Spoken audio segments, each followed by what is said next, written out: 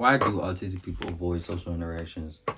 We avoid them because we are tired of all the bullshit that we have to go through when dealing with people. All of the miscommunication, misunderstanding, failed relationships, everything that we have to deal with adds to us not wanting to socialize as much as other people. And people wonder why autistic people seem antisocial or, introverted or whatever. Not all autistic people are actually introverts. Some of them might just be avoiding it because of things that they've had to deal with. We don't want to have to deal with people misreading our intentions and the things that we say.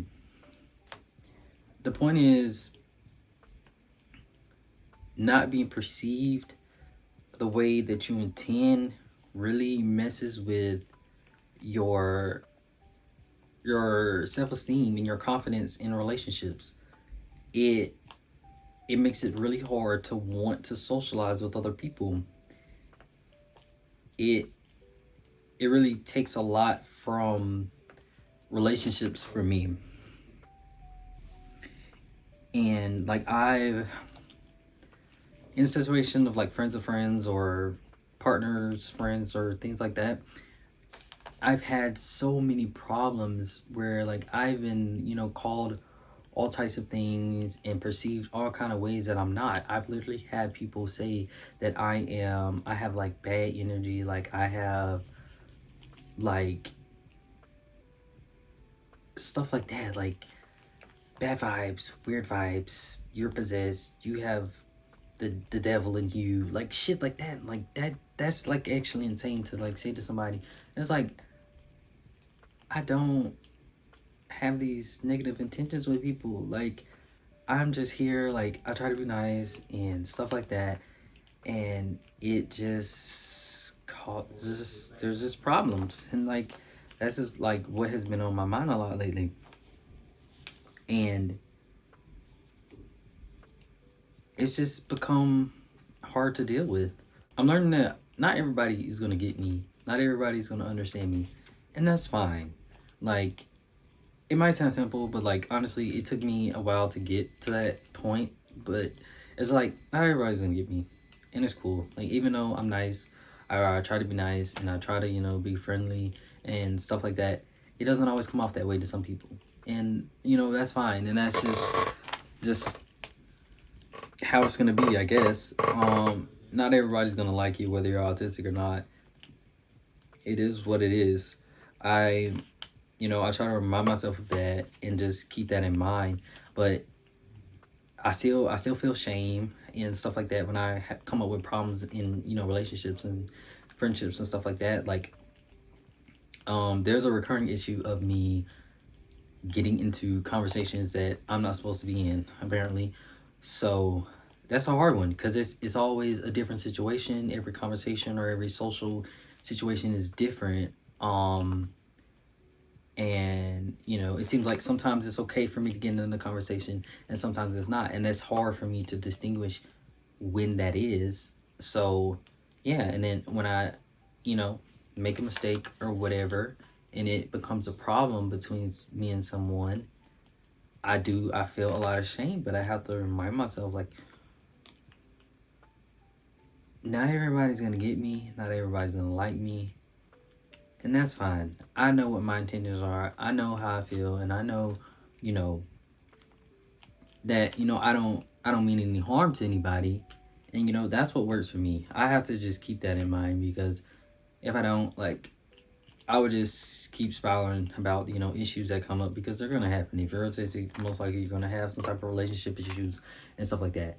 So you just have to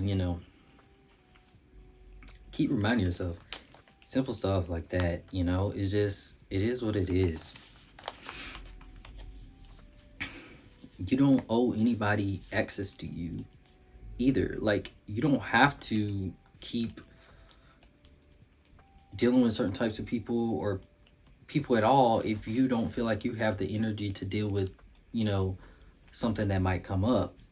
Right now I'm taking a step back from, communicating with people because of the history that I have of just it's problems coming up when I don't intend them to, or that's not my intention. And that's fine. No, I don't nobody requires access to me. They don't need that. I don't have to give everybody access to me at all times. And it's okay to take a step back because as an autistic person, you have to take care of your mental health and stuff like that. Right now I just don't have the capacity for that. And that's fine, it's not anything bad about them or anything bad about me. You know, you have to do what's best for you at the time. And point is, it's okay to take a step back from that. You know what I mean? Take a break, regroup, and get back into socializing, more when you're ready. You know, that dealing with that stuff can be really draining. And, just put your mental health first. That's what works for me. You have to ebb and flow. That's something I'm learning a lot in therapy, is just like listening to your body. I know you've probably heard that before, like, but really listen to your body. Every time you go do something, it completely drains you. Okay, plan for that and don't plan up your whole day after the fact. You know what I mean? Or if you keep having problems with a certain person or a certain type of person, maybe you need to take a step back, or you feel yourself getting depressed or anxious about something that you can control. Maybe you don't need to do that. It might have its own repercussions between, people that expect you to participate in certain things. But, the point is, you create your life. You are in control for the most part. Some things are out of your control, but for the most part, you don't have to do anything. Um, and that's something that I live by. Um, I turn all my shoulds into coulds, and that's all I need. I don't have to do anything. I could do it, but I might not. So